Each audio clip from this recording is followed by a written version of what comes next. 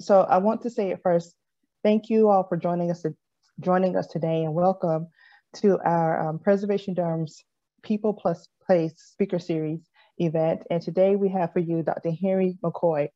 And I'm so happy and blessed to have him today. I think the topic today will be very interesting. And let me just introduce myself. I am April Johnson. I am the Executive Director of Preservation Durham. We are a nonprofit historic preservation organization whose goal is to protect Durham's historic resources through action, advocacy, and education.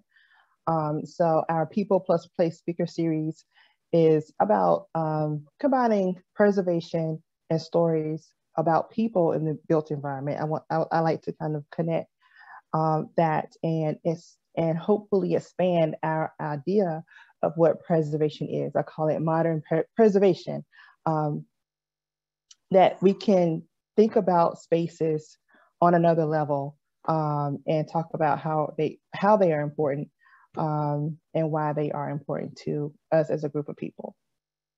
So I'm sure you may have a lot of questions. So if we have time at the end, we will go through questions from the audience. So this would be more like an interview. And so if Mr. McKoy would like to show the presentation, I have it ready, but I think he just wants to do an interview form for now.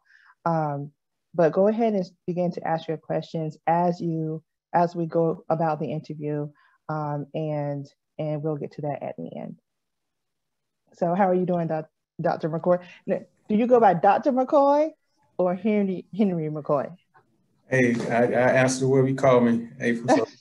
So feel free to, I'm fine with Henry. Just, we all friends here. All right. We still have people coming in. So while that is happening, Dr. McKoy has an extensive resume. He has done a lot of work in community economic development and bridging gaps and sustainable development as well, entrepreneurship, just a whole host of things. And I like that this project seems to combine heritage cultural-led development ideas, placemaking, and economic development all in one. So, and so that's why I thought this would be an appropriate topic for a preservation organization like Preservation Durham that's stepping into the 21st century idea of preservation. And so I'll go over quickly his introduction. It's long, y'all. He's done a lot. So, but I want to give him all his flowers. So Dr. McKoy served from 2010 to 2012 in the North Carolina Department of Commerce, where he was appointed by the governor as Assistant Secretary of Commerce. At the Department of Commerce, he was the top community development official and representative in the NC government.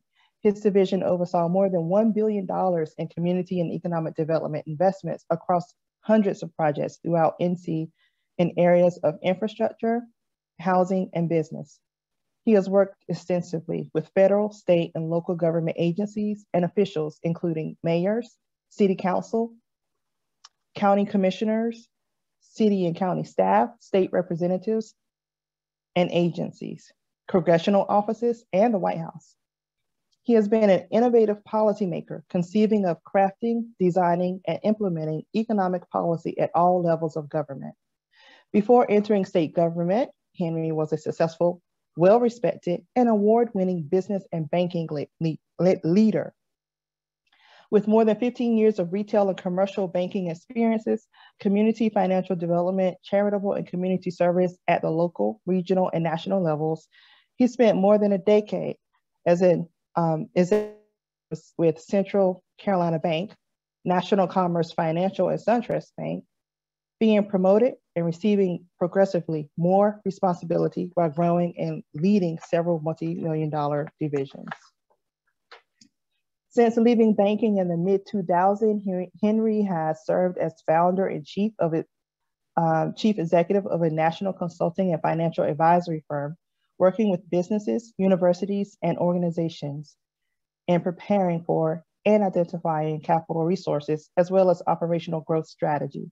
He is considered a national thought leader in those areas and their connections to community and economic development. He has worked both nationally and internationally in these areas, and his research has formed the basis for several national initiatives. Henry has been involved with nearly 200 nonprofits since 1993, serving on boards and volunteering at the national, statewide, national, and international level. Dr. McKoy has a BSBA from Kennan Flagler Business School at the University of North Carolina at Chapel Hill, and a master's degree in policy and leadership from the Nicholas School of the Environment at Duke University, and a PhD from the University of North Carolina at Chapel Hill's Department of City and Regional Planning, with a concentration in entrepreneurship and economic development. Wow. So give a virtual hand clap to Dr. McKoy as we begin now to enter into Hayti Reborn and what this project looks like, what it means, and what is this vision that is potentially about to be manifested in Durham. So I can see that you are clearly passionate about community economic development. So tell me why Durham? First of all, how long have you been in Durham? So thank you again for being a guest on Preservation Durham. This show, I appreciate that. And just so to give some context, it's I'm 48 years old, and I've had a 48-year relationship with Durham. I have family in Durham, and actually as a child, I'm from Fayetteville originally. I spent many summers and many holidays and things of that nature coming to Durham with family, cousins and others, and so got a chance to see Durham growing up. I essentially came to the Triangle to go to college, UNC, in 1991. And so been here in the Triangle for 30 years now. And then actually moved to Durham in 1997 after graduating from college and deciding to settle down and buy a home. And so I've been in Durham now for 24 years now, and a resident of Durham. And so I really love the place. And, they say, as a child, things look one way, as an adult, things look another way.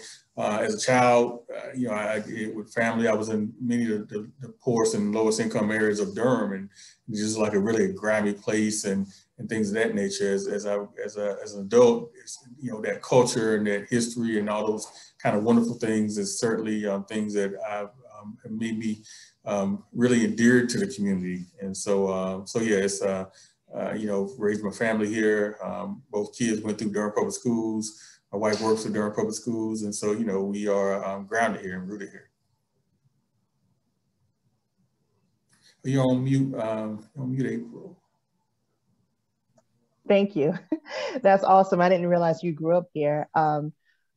So, I love a good restoration story. I love a good rebirth. I think that's part of my life's purpose and mission, to bring about and inspire transformation, new life, and restoration. What inspired you? I think the Hayti Reborn title caught my attention. What inspired you to consider this idea of Hayti Reborn, and what are you rebirthing in Durham?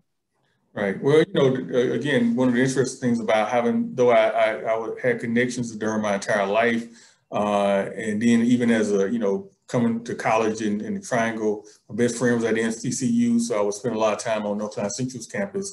But I really didn't know Durham and the Durham history so much. If you own the Fayetteville Street corridor, which is where NCCU is, and much of the historic kind of Black businesses, it looks essentially a shell of itself in its heyday. And so it wasn't actually until I got older and really started researching the history, and certainly I'm an entrepreneurship professor, and so I economic professor, so I got a chance to really dig in new ways. For me, I learned this kind of trajectory that was Hayti, that was the Black community in Durham. And what that trajectory was after the Civil War, as the former slaves in Durham started settling in locations. Originally, of course, we know that the land originally belonged to the Native Americans, and were taken.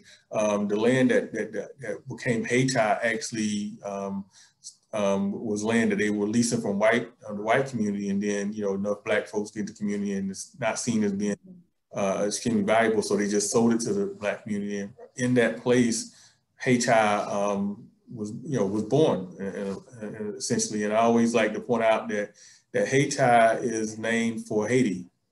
Haiti, the country island of Haiti, actually originally spelled its name Hayti. It later changed the Y to an I, and so that's where the differentiation come in. But you have to think about that, right? You had this little Black community of former slaves in America, in the South, that decided to name itself after the only government and nation in the world founded by former slaves. So to give you some sense of what this community thought about itself, and I always think about, Hayti as this kind of island in the middle of the segregated South. But so to answer your question, if you follow the trajectory of Hayti, Hayti in its rise and its heyday was something to marvel at. We recognize, we're in the midst of Juneteenth right now, which talks to the freedom of African Americans and independence. But also we are right at 100 years of the anniversary of the destruction of the Tulsa Greenwood section. So Greenwood, Oklahoma, and Tulsa was, what many folks knew as the other Black Wall Street. Durham, Hayti community was a prominent Black Wall Street. Well, 100 years ago, when Tulsa was destroyed, then Durham became the de facto remaining Black Wall Street of prominence in the United States. And so at that time, it continued to grow. It was called the capital of the Black middle class. It was called, the city on the hill for Blacks. It was, identified as having more Black millionaires per capita than any other place in the United States. At one time, North Carolina Mutual Insurance, which is essentially where I'm broadcasting from right now, was the largest Black business in the world. Actually, India. And so, so we saw this incredible birth and rise of Hayti.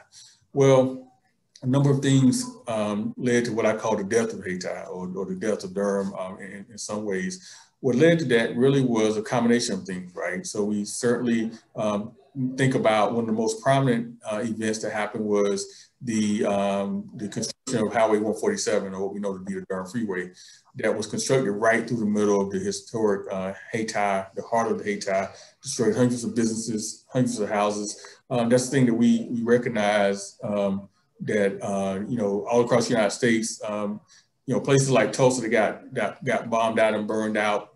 That happened in Wilmington, North Carolina as well. So many other places that happened too, what we call the Red Summer 1919, 40 communities, African-American communities across the United States were destroyed largely because of white animosity around economic development. But many more communities were destroyed the same way Hayti was, which was putting a highway through the middle of it. So coming highway through the middle of Hayti that wreaked wealth and families, destroyed individuals, institutions, things of that nature. Integration was happening around the same time, and economic integration ended up going one way, meaning that the dollar that used to circulate in the Black community ended up going to the white community, but it wasn't reciprocated as most had hoped and thought it would be. That followed by kind of globalization. So more and more those tobacco jobs that left Durham and disconnected Black folks from the economy, all those kind of things led to the destruction and decline of Black Durham. And so what we're talking about, what the rebirth is, what we're rebirthing and reborn is looking at how do we, bring back that vibrancy that is the historic legacy of Hayti, and how do we connect that to ownership, to wealth, and all those kind of things that are important as relates to, the economic advancement of any population.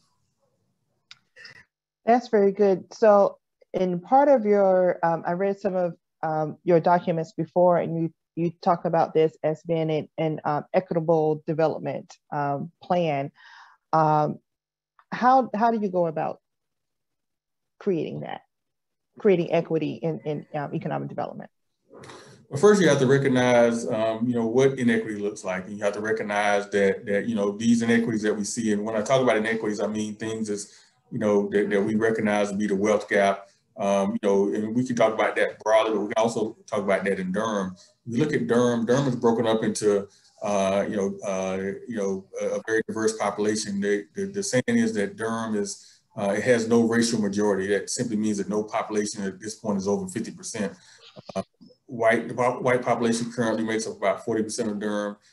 Blacks make up about 38% of Durham. Hispanics are about 13% of Durham. Asian Americans right at 5%.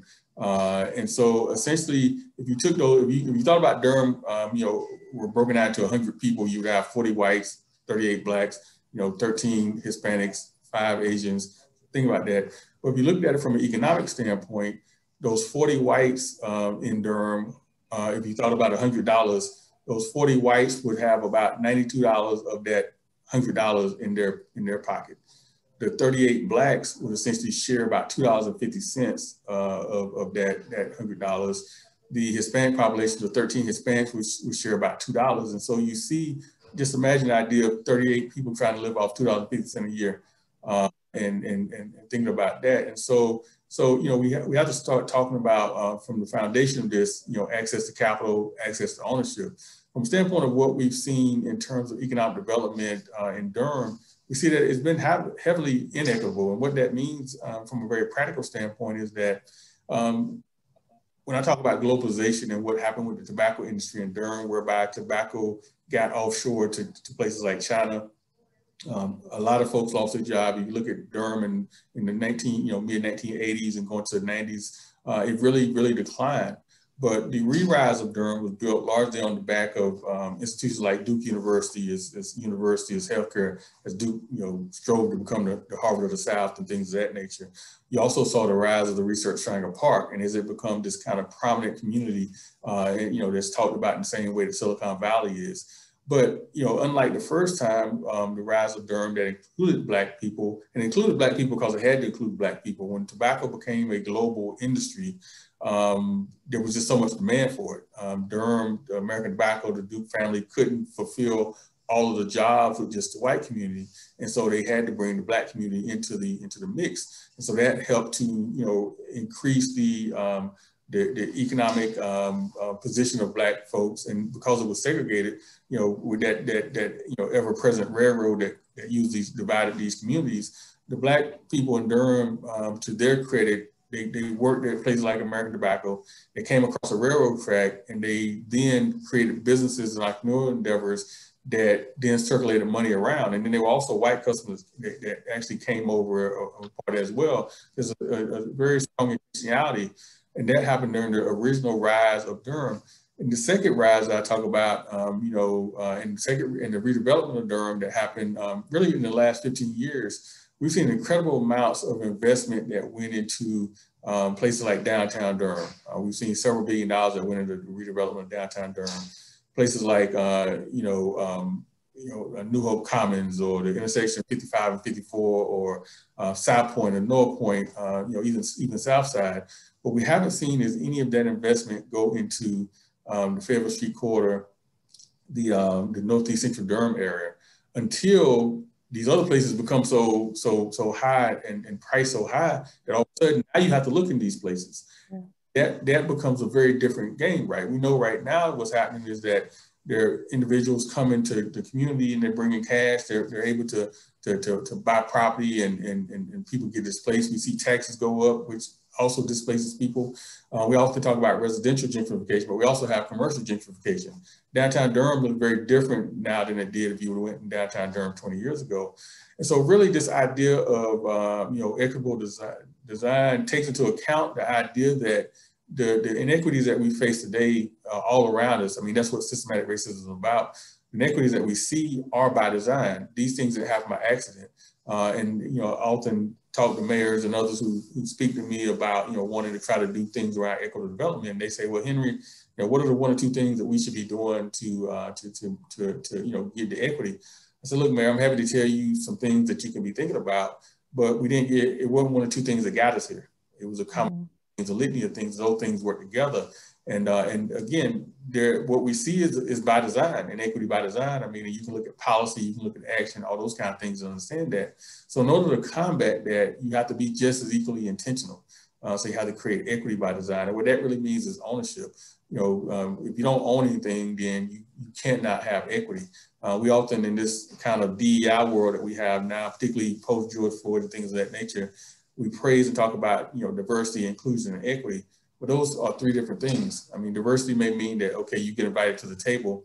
Inclusion may mean that you actually even get a chance to raise your voice. But equity is really about ownership. And so equitable development has to speak to this question of, reparative justice, not only for kind of where we are now, but how do you tie that to the past, the present, and future generations? And so, that's going to mean a question of, the land that is here, that are in the community, who owns that land, who has control over that land, who gets the chance to survive off that land. And so a lot of this is about really understanding these systems, and particularly in this case, understanding kind of how we got here in Durham, how we must move forward. Speaking of reparative justice and also the idea of placemaking, how do we get together? Because this is what I gather about the past. Historic Hayti, Black folk had to work together. It had to be a collective effort because of the weight of systemic racism, and to also avoid a lot of conflict when doing business with white people on that side of town. I think one of the reasons why Black Wall Streets were successful is because they just had to avoid conflict, they had to just really kind of work together. And now that we've been segregated for so long and intermingling, I'm just trying to figure out what I'm asking, do you sense that there is this urgency within the community to kind of come back to that? Because Black people, we're still behind wealth-wise. And so we have to get back to that spirit of Wall Street, whereas we believe, we believe enough in ourselves that we begin to build our own businesses and support one another and recycle dollars within our own community again. Yeah, so I mean, it's a great question, and a couple of key aspects of what made Hayti unique. Initially, one of those aspects was literally the access to capital that the Durham Black community had, which actually was different from any other Black Wall Street. Even Tulsa, Oklahoma, there was a Black Wall Street in Richmond, Virginia. There were some other ones that were called Black Wall Street. Essentially, many places that had some level of prosperity were called Black Wall Street. In Tulsa, where the wealth came from, was very akin to what happened in Durham, except instead of tobacco, it was oil out in Tulsa. And so, Black folks worked in oil. They came back and they built businesses. The difference with any other Black Wall Street from Hayti was the fact that Hayti built its foundation on financial institutions, largely. North Carolina Mutual Insurance, as I mentioned, was at one point the largest Black business in the world. It took in premiums, largely the same way it happens today, right? We all pay insurance. Insurance is one of those interesting businesses, right? It's the one thing that we have that we hope we don't ever use, right? But we pay for it like all the time. And there's what we call a float. And that float means that between the time you pay into that insurance policy and the time you need it, there's some period of time, some lag time. And so North Carolina Mutual Insurance used that lag time between when these policy holders were, paying, you hear about $1 a week for policies and things of that nature, and when they might need them. And these were life insurance policies, and they invested it back in the Black community. And so, to your point, and this is, we got to understand that even as much as we think about the past and we romanticize the past, we're living in real time, and we have to figure out, well, how do we adapt and adjust to this moment in time? What you had during, the years of the rise of Hayti and other places where you had segregation by law, right? I mean, you had, essentially a situation where Blacks and whites could not intermingle. And so the communities that did the best were the ones who figured out how did they leverage that to their advantage. In fact, when you look at history, what was known as the height of Black entrepreneurship actually happened during segregation, and it was actually before the Great Depression. And so that was the height of Black entrepreneurship. But that was because, again, you had no choice but to live amongst each other. And in some ways that forced you to cooperate.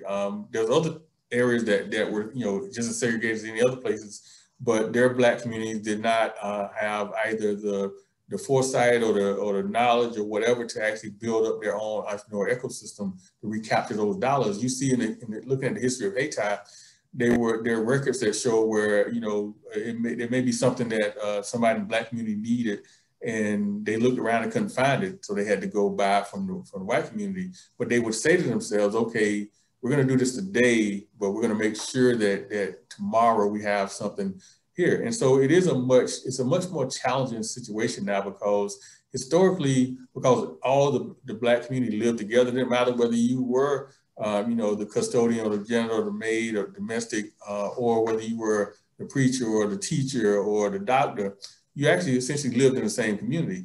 And so whenever, you know, Dr. Aaron Moore's kid didn't have a sidewalk to walk on, no different than the you know, the custodian kid didn't have a sidewalk to walk on. Hillside High School, you know, the historic Hillside, you know, which is, you know, one of 4 historically Black high schools still around in North Carolina, but Hillside was the first Black high school in North Carolina to get a 12th grade in it. And that sounds, you know, we say that now, and he's like, what does that mean? Well, essentially by law, what happened early on was that the Board of Educations actually only allowed Black schools to go up to 11th grade. And the reason they did that was a couple of reasons. One is because you had to have a 12th grade education to get many jobs. And so by stopping the Black folks from getting a 12th grade education, that created a systematic way by which white community had an advantage in getting a job. Also the same thing for colleges. Many colleges required that you have a 12th grade education. And so, you know, when laws would not allow, you know, were being passed that wouldn't allow you to necessarily discriminate, or you have to go through all these problems. If a young person didn't have a 12th grade education, then, you know, automatically you can say, well, they're not qualified to be here. And so I say all that to say that what happened with integration really was, you know, some aspect of breaking that bond, right? That bond that forced everybody together to kind of work together to get the 12th grades, to get the sidewalks, and things of that nature. And what we've seen certainly is that, I mean, anybody that says that we haven't, as certain parts of the community advanced, I mean, you know, we have to be honest about that. And so, but what had happened is that, that kind of social capital and that human capital that was all there together, working together, fighting the same fight, got dispersed. And so, you know, with the rise of certain aspects of the Black middle class, all of a sudden, that population had a lot more to lose by really fighting on behalf of those who, you know, have been at the bottom of the pyramid. And so that's, in a lot of ways, is a key part of the challenge right now that is different from it was historically, whereby, you know, again, everybody got disrespected. You know, everybody was, many people were living in, in such harsh conditions that they came together to fight. And so that's one of the challenges of moving forward with any efforts these days, is how do you pull the community together? How do you ensure that people who perhaps have a lot right now are willing to still lay it on the line on behalf of folks who don't? So you had mentioned something about adapting needs for today in this space in the historic Hayti area now, which, I mean, we can physically see there are vacant spaces, there are buildings and lots of things that are not there, but then there's still aspects of the community that's still there. And we know that historically, this community had almost everything that they needed, and did not have to step out of their own community to purchase what they need or to get goods and services. So as it relates to placemaking, what are the needs? What do the people in the community say the needs are for the area now? As you think about redeveloping the space and creating a master plan for the vacant spaces and redeveloping existing buildings, what are those needs? Yeah, so great question. I say one thing, you know, when we talk about placemaking, it's always important, at least in my assumption, that, you know, placemaking is really about the people, not the place, right? I mean, you're really creating something on behalf of the people. And so what kind of pulled me into the community, again, I've been in Durham now for you know, a very long time, living here as an adult. Like I said, my whole life I've been attached to Durham. And talking to people in the community, you kind of hear nuggets about, what is it that the community really wants. And so I say this in a lot of ways. I love sitting at the kind of the foot of the elders and having conversations with them, right? Those who grew up here, who've been here. And I say, tell me about this journey. And they tell me about, they marvel at what they remember as a kid and the things that they did and who had what businesses. And they say, we grew up thinking we could do anything. I was like, well, why did you think that? They said, because that's what we saw around us. And so what we've seen, certainly, is a decline of that. And I don't want to pick on Hayti as if somehow this is not happening all across the United States. Jim Johnson from UNC Chapel Hill and I, we did a paper a few years ago that looked at, the current condition of entrepreneurship in America through the racial lens. And what we found was that Black businesses are the only businesses in the United States currently where we see businesses with paid employees shrinking. So what that means in layman terms is that, we all know that if you look at the popular press, what they say is, oh, well, entrepreneurship is growing by leaps and bounds amongst minorities and folks like that. But you should always look into the hood. And what that means is that you also got to understand, well, what is the context of that, right? One of those contexts is that every time there's a recession, it's kind of that situation, the first folks out the door are often, Black and brown folks. And then when the recovery happens, those are generally the last folks hired. And so it's that kind of last hired, first fired folk. And so you don't have a choice but become an entrepreneur. The other aspect of that is that even when we become entrepreneurs, our businesses don't grow to scale. And so that takes away a very important economic foundation for any community. And essentially, what we saw was when we looked at all the different racial groups, that Black businesses with paid employees are the ones that create more wealth. They're the ones that hire, folks from the community. They're the ones that offer apprenticeships and internships. They're the ones who donate to certain charities. Those are shrinking in the Black community. And if you look at Hayti as a microcosm, you saw that exact thing. You went from a place that had incredible institutions like North Carolina Mutual Insurance, the Kansas Farmers Bank, North Carolina Central University, where I work at, is one of those anchors. You saw all those kind of anchors that were once mighty and strong either disappear or become severely weakened. So where does that leave us? And so it left a very shallow, a very kind of fragile state. And so if you look at the Hayti community in Durham, even as Durham has continued to rise in terms of its per capita income, in terms of its median income, because every day 20 and 30 people move to Durham, and these are generally highly educated white people. You see Black Durham declining, and so Hayti is the embodiment of that. And so Hayti is the poorest zip code in Durham. Mm-hmm. And kind of reflection of that is that that's where folks are now flocking to kind of take control of the properties and things of that nature.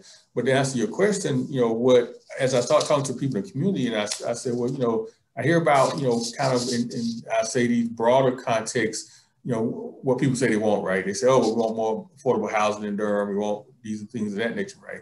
But I want to get kind of to the really nitty gritty. I mean, what does the community really want? Because there are people who are living here, been living here. I mean, what do you want as a community? And so, I heard a number of things. And the reality of it is really they want the same thing all of us want. I mean, it's not some kind of foreign place. I mean, that's the thing about living as a Black person in society, right? There's always this otherism, like somehow you have other. I mean, early on, that's the way that you justify slavery, right?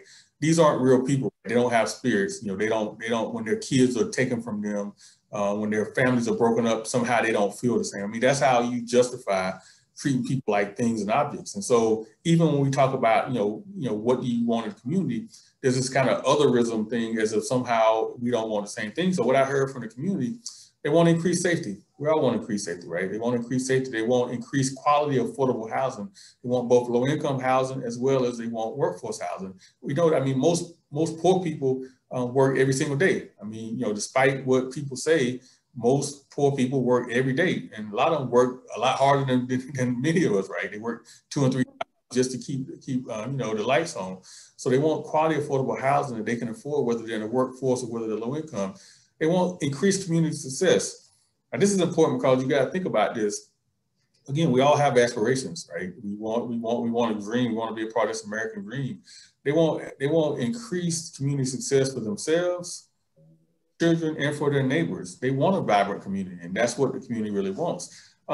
They want to increase civic voice. And what that simply means is that the Black community wants to feel like that and particularly the low income Black community wants to feel like that the public sector is listening to them, i.e. that those here in Durham, whether it be the community, the county, the city, that they're being listened to. That's what they want to make sure is happening. In addition to that, not only are we talking about, this kind of idea of a civic voice, they also want to increase investment. So they want to be able to have investment that is going to into the community that builds community up. Again, they've seen investment that has gone into other parts of Durham. So they also want that kind of investment into Black Durham. They want public and private dollars. They want more amenities. They don't want to have to get on buses and go very far to get fresh foods and things of that nature. So they want around them that they can get a hold of. They also want some level of increased financial mobility. These folks want living wages. They want to be able to kind of find opportunities that have advancement. So oftentimes one of the challenges that we have is we have these corporations that come to town, and they have to promise a certain amount of jobs, but we also need to make sure that these jobs are also jobs that have upward mobility. They have increased salaries, a living wage, equality, and things of that nature. I said another thing that the community wanted was what I call geographic agency. Geographic agency simply means this to me. It means that if I'm in a community, if I want to stay in that community, I should be able to stay in that community. If I want to leave that community, I should be able to leave that community. That I'm getting to make that decision, and that's what the people in the community want. Not everybody wants to live forever in a particular place, but those who want to live there should not be pushed out or pressed out by tax increases or anything like that. And so they want that geographic agency. And then I say, finally, talking to people from the community, I heard over and over again is they really want a successful Durham. People they come up with this idea that somehow people are, kind of drinking haterade every day, right? And somehow they see something happen over here and say, oh, well, we hate to see that. Folks want to see a successful Durham. The community wants to see a successful Durham, but they want to be a part of it. And so those are the things, again, the basic things that I would say all of us want. The folks that we often don't listen to want those same things. Yeah, I agree. So let's talk about money and financing. How do you well, first of all, for the redevelopment of this area, how do you see funding these businesses that want to enter into this area? I mean, because I see development, I see new construction, rehabs, and things of that sort that needs to be funded, but also the business ventures.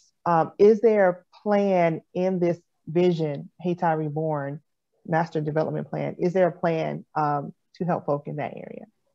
Yeah, well, so as you was kind of reading through my bio, you talked about the idea of early in my career. Actually, my first job was in banking. For those who've been around, it was Central Carolina Bank, and it's grown to all these different iterations. Now it's Truist, right? I mean, that's kind of what it's grown to become. And so that the old saying is that to a hammer, everything looks like a nail, right?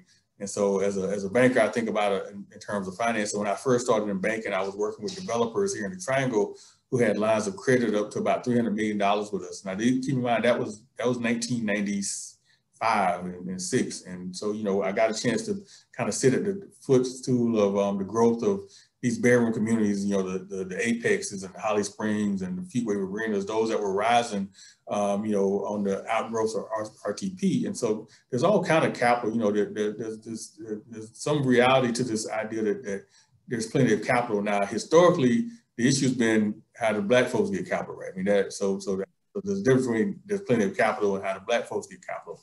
And so to answer your question, you look at kind of any kind of development and any kind of project, there's all kinds of different things within that, right? So when you talk about redevelopment, you're talking about homes, you're talking about businesses, you're talking about kind of, commercial space and retail space and things of that nature. Each of those have their own pools of capital that you can draw from. Again, the issue that we have has never been the idea of whether there are capital pools that serve these areas, the issue has been that they've been discriminatory. And so how do you remove that discrimination from those? And so I answer your question in a couple ways. One is that we certainly have to look at that idea of investment equity that I talked about, the community wanted, right? So, I spent some time looking at the budgets of both city and county government over the last decade or so, just to understand kind of where money was going and where it wasn't going. And what you find is that if I was to simplify this and look at it in one way, I could say that the way the public sector in Durham, just like many other places, has invested dollars within the white community, have been what you would call wealth enhancing public-private partnerships, right? So maybe you have a old building someplace. Somebody says, oh, well, maybe that should be a hotel. You have a developer, generally a white developer, that says, hey, I've raised some money, but my investors, instead of 15% return, they want 20% return. I need the city to kick in some incentives. I need the city to build a parking deck or something. And they kind of, negotiate it out, work it out, and that's what happens. When it comes to particularly Black communities, but also, communities of color, first of all, you'd have a hard time convincing any public official that you even, should be thinking about building a hotel. More likely that old building in the community, someone may be willing to say, okay, well, let's turn that into a community center versus something that actually, has the ability to create profit or ownership. Now, there's nothing wrong with community centers. We need community centers, but you can't build a whole economy off of community centers. I always say, you create a community center so we can sit around and talk about how poor we are. And so the issue is that, what I see, the way that the public sector invests in the Black and brown communities often end up being what I call social tethering. It basically is a way by which you further get tied to the social space, to social services and things of that nature. So to answer your question, a key part of the first kind of tranche of resources should be thinking about how we invest our public dollars. I'm a taxpayer, you're a taxpayer. There are a whole lot of taxpayers look like us, but when the money goes in, it comes from a very diverse group. When it goes out in very discriminatory ways. So first of all, we have to hold our public sector and our public officials accountable. Secondly, we also have to hold our private corporations accountable, right? I mean, whether that be banks who have our deposits. I talked to you earlier about how insurance works, right? Whether you have Allstate or State Farm or whoever the case, you're paying somebody a premium. Those folks are then putting that money someplace else as an investment. Where are they putting those resources? So we got to hold our corporations accountable as well. And so, Black America has $1.3 trillion worth of buying power.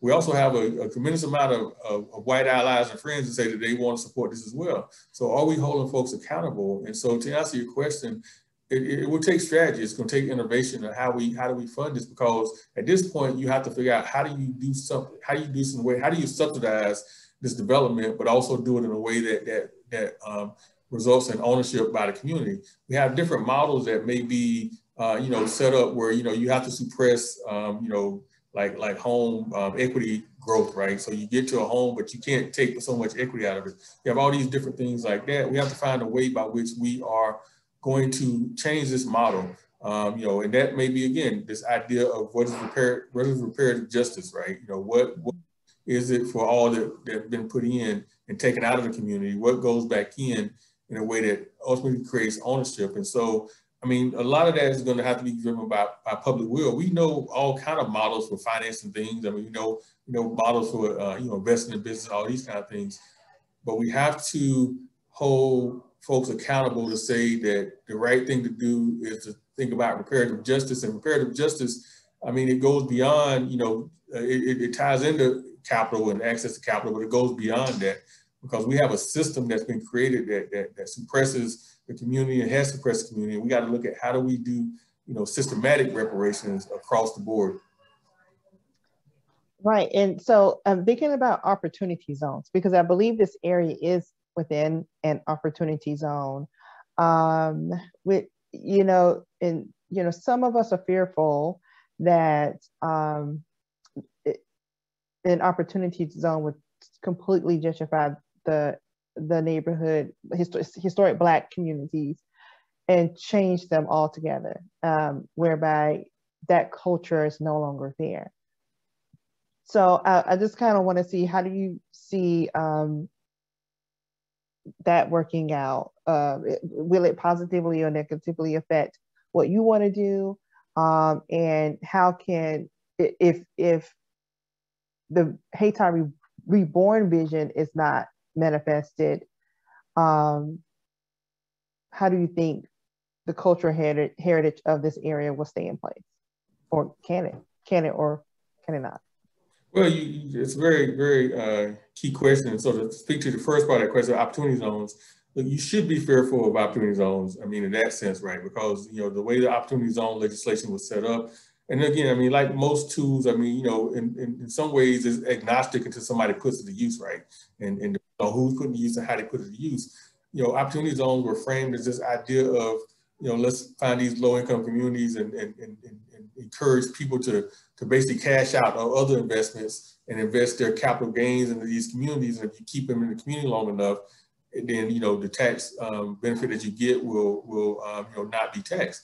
But the problem is that the way that, unlike other previous kind of market-based strategies to invest in low-income communities, opportunity zones did not create a direct connection to the benefit of the current community, right? I mean, you could literally, the way opportunity zones is set up, you could literally say, I'm gonna come in, I'm gonna wipe out everybody that's here now, I'm gonna replace them with somebody else, I'm gonna make money, and I'm gonna get a tax benefit. That's very different from things like low-income housing tax credits, or very different from new market tax credits, where there has to be some community benefit.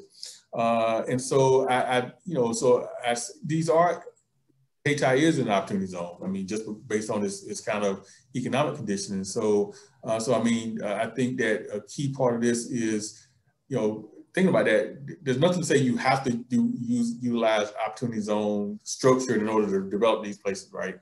Because opportunity zones in and of itself was already essentially modeled for, frankly, for the white community, meaning that the folks who have the most wealth and have the most capital gains are the white community. And so if that's going to be the basis of who gets the benefit from that, then, you know, it's going to be driven by historic injustices. I will say this, one of the, I say, you know, perhaps a benefit of the chaotic nature that by which the opportunity zones came to be was driven by the fact that the Treasury Department didn't put out kind of like really good guidance early on.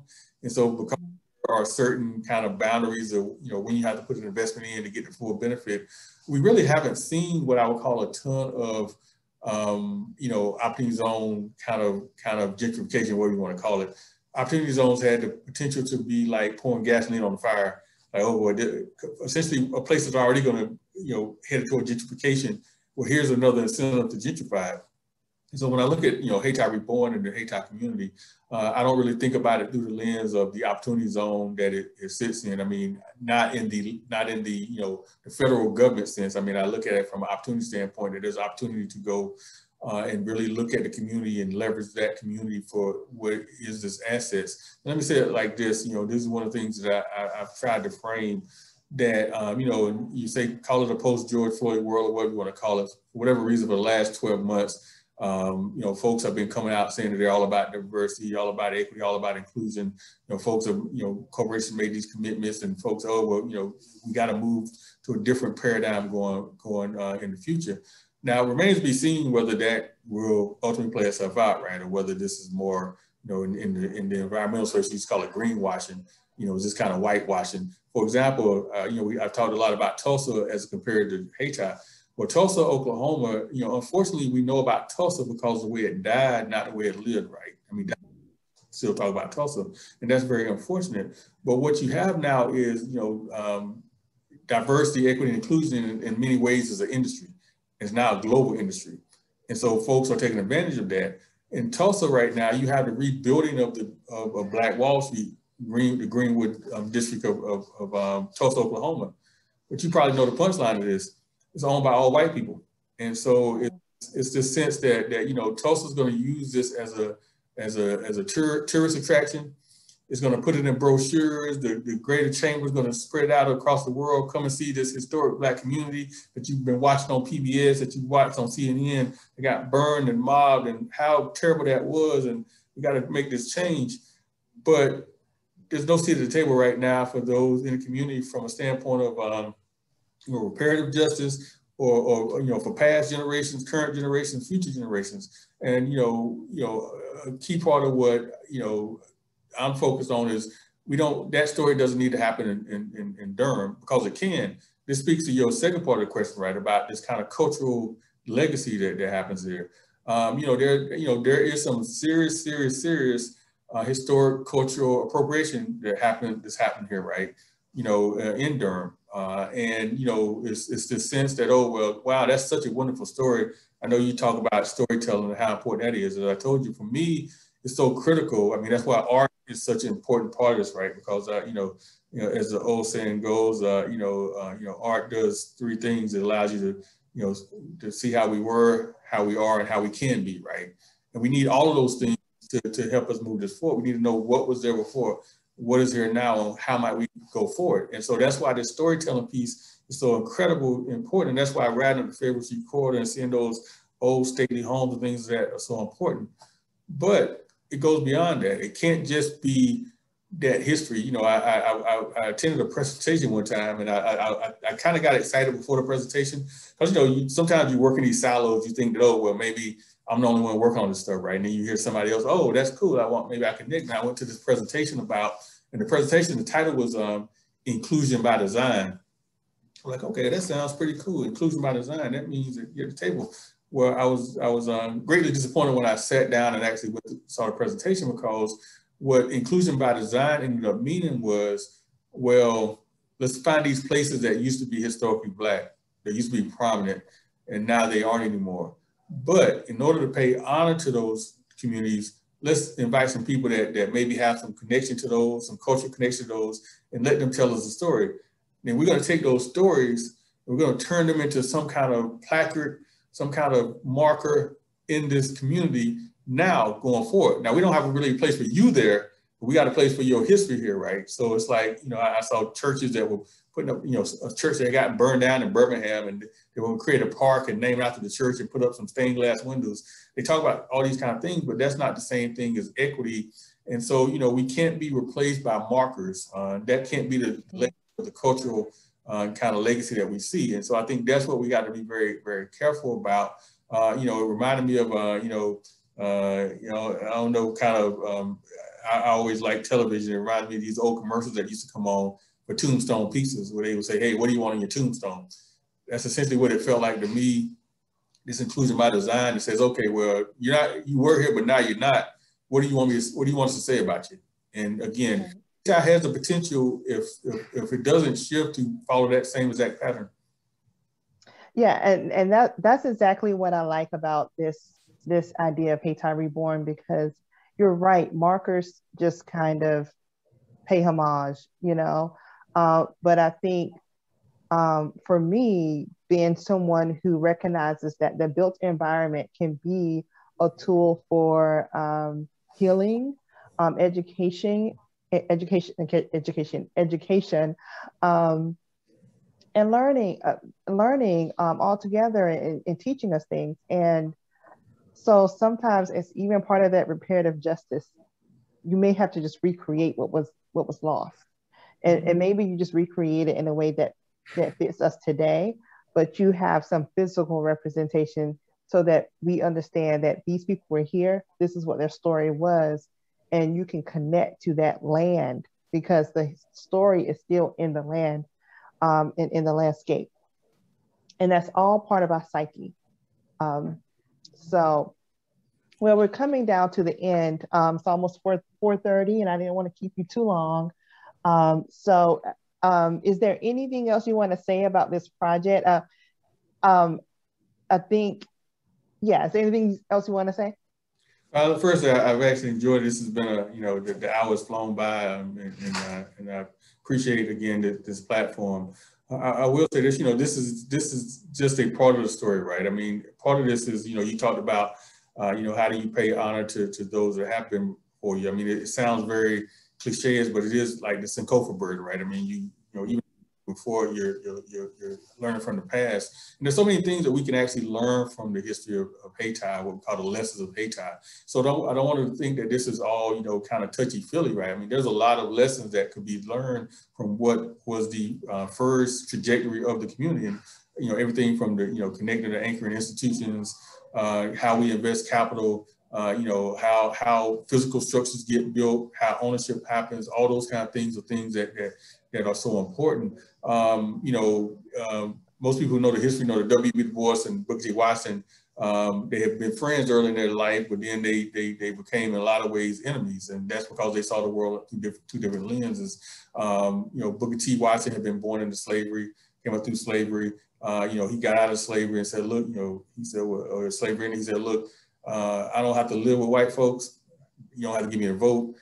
Black folks been doing all this work, so we should be the de facto entrepreneurs. So we've been doing the work, so just pay us to do the work. We don't need anything else. W. Du Bois was, much younger than Booker T. He had been born in the North. He was born 3 years after slavery ended.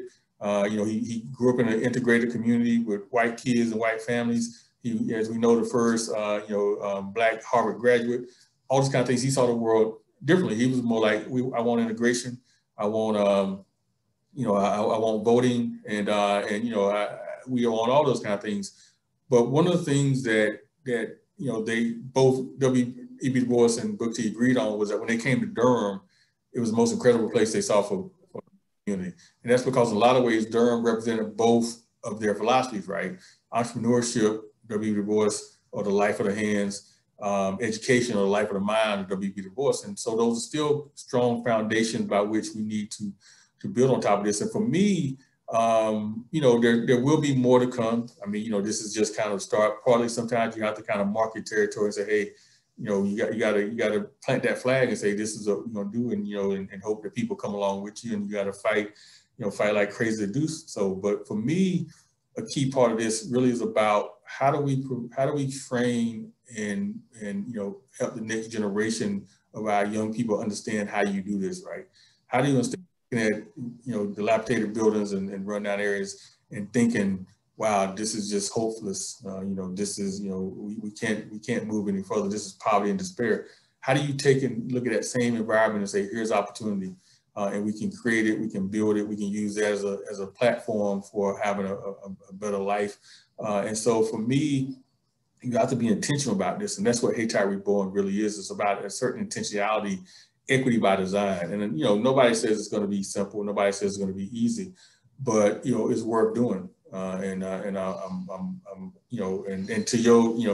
the platform of Preservation Durham, there's so many beautiful kind of structures still around here that helps you get into that mindset, right? It helps you envision kind of what this was and how do we get there. And so I think there's just an incredible opportunity to move forward. And I always say if it can be done, I want to hope that it can be done in Durham. And at the end of the day, the goal is that this becomes a model for other places, other communities, almost as a teaching city for equity that can spread across the globe. Because I mean, nothing less than that is what we need in order to move us forward for the centuries of inequitable by design that we've faced as Black people.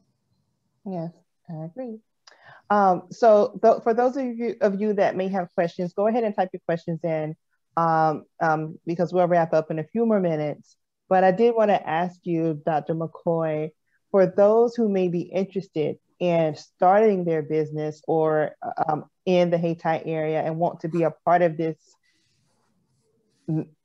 master plan, this visioning, how can people be involved in that? Or if they need help visioning it, is there something already created that people can see as far as bringing in the new and mixing it in with the old? So I said a couple of things about that. So one is that we're moving forth on a number of things, and from that standpoint, so stay tuned because there will be some on-ramps in the coming days for that, and I certainly will share that with you so you can share with your audience. In the meantime, I'm not that hard to find. You can, if you Google me, as long as you spell my last name right, McKoy, you can find me pretty easily. I'm at NCCU. Back in the fall, I actually launched a clinic at NCCU, a clinic and lab set up just to work with community entrepreneurs who are looking for how to move their ideas forward. It's called the Entrepreneurship Ecosystem Research Clinic and Lab, or ERCO for short. We got resources to connect entrepreneur wannabes and folks who have businesses with folks that can help move that forward. We also are ramping up at NCCU what we call our Eagle Angel Network. And Angel Network is simply a place where people who have ideas that's still in early stage can go get access to capital, maybe perhaps when other folks don't yet have belief in them. In the white entrepreneur ecosystem, a lot of that is usually tied into friends and family investment. But oftentimes, with the Black community, as they rise into the middle class, the friends and family kind of works in reverse. It works in reverse in the way that you're supporting people that are trying to survive themselves. So the Angel Network is set up really to try to close that gap. And so I say certainly we're going to have some opportunities for people as they need help. Certainly reach out, but there will be a Hayti Reborn platform. And what we're doing right now, I don't want to sound like I'm evasive, but what we're doing right now is we're starting out with the elders of the community, right? The elders make up the foundation of our community, advisory council, and we start with them, and then we're building out from that others. And so there'll be a platform for folks to get involved. But certainly, we'd love to hear from you. I'd love to hear from you. So hunt me down. Yes, we will. I know you will. And so there was another question, but that was answered during the presentation, the interview. So Letitia asked, do we have the stats regarding education, substance use, and mental health of the people who are not thriving in these communities? That's a good question.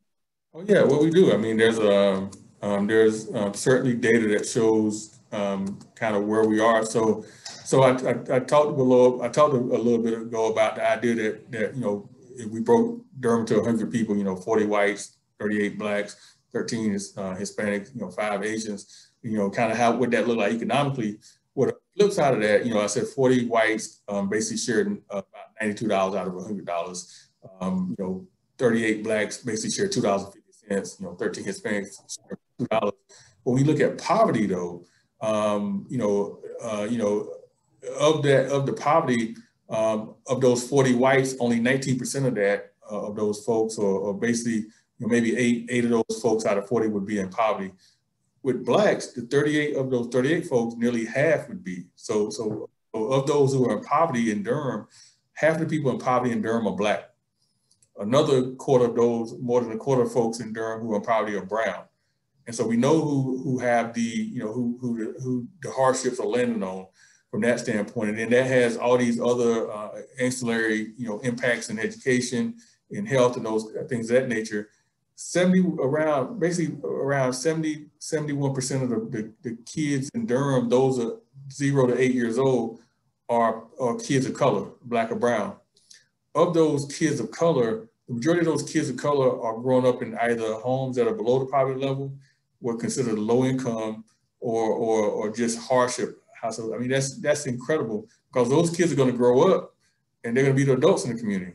And again, they're going to deal with health issues and all these kind of things. So there are, stats around that. Like, again, I'd be happy to share some of that if you want to reach out to me. But what it comes down to really is that we're reproducing these inequities every day in Durham. And because what's happening, and I throw this stat out there because I think it's actually important to think about Durham as a microcosm of the United States. I talk sometimes about the idea that we have an incredible pattern that is really a weird pattern. It's not supposed to happen. So people of color are becoming a bigger portion of the population, right? So we know that by 2040.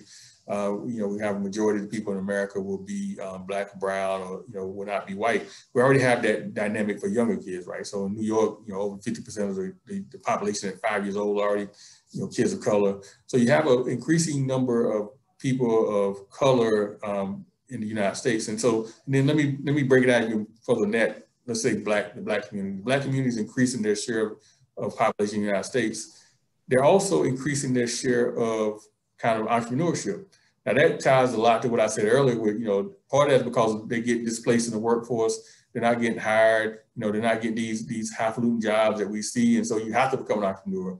Even dealing with microaggressions at work, people are getting. Oh yeah, yeah, all those kind of things which have health effects, all these kind of things. So you got increasing share of the population, increasing entrepreneurship, but when you look at it, our wealth is decreasing, right? Which makes no logical sense if you think about it, right? We're a bigger portion of the population, which means we have by default should have more spending power. We have more businesses that we create, which means, generally speaking, you create more businesses, you have more wealth, but our wealth is declining. And this is before the pandemic numbers. If you look at before pandemic numbers, based on the decline of Black wealth, the expectation was that that the median wealth of Black America will reach zero by the year, right around the year 2050 or so. Now keep in mind, the Black community and brown community is supposed to become the majority of the population, about a decade earlier. So around by 2053, Black wealth was supposed to get down to zero. Hispanic wealth was to reach that at around 2073. Now that was before the pandemic, which means that that's accelerated. But I bring that up because we see those same demographics locally, right? And this is what becomes important to that statement. It's one thing to have a population that is poor, and you have to deal with that. But if the majority of your population is poor and has zero wealth and negative wealth, that's not just a problem for them, that's a problem for everybody. And that's where we're headed if we don't do something dramatic to change these kind of systematic ways and outcomes. And so yeah, and all of the demographics and the statistics and all that tied to that, health and education and et cetera, et cetera, et cetera. So yeah, it's for the benefit of the world if we all can prosper. Well, thank you so much, Dr. McKoy. We'll definitely be in touch, and thank you all of you who have joined us. Please, you can Google Henry McKoy, McKoy, or I think there may be a website for Hayti Reborn, and to keep up with any events and any information afterwards, especially if you want to consider participating in this the Spirit of Hayti yourself. And thank you for being a part of this conversation. Thank you all. And I'm gonna look to connect with folks like Preservation Durham, and I see Angela Lee from the Hayti Heritage Center. I mean, it's going to take a full-fledged connectivity, as you said, and collaboration. So I feel it a privilege to be able to spend some time with you today, and happy Juneteenth to all, and I look forward to hearing from you.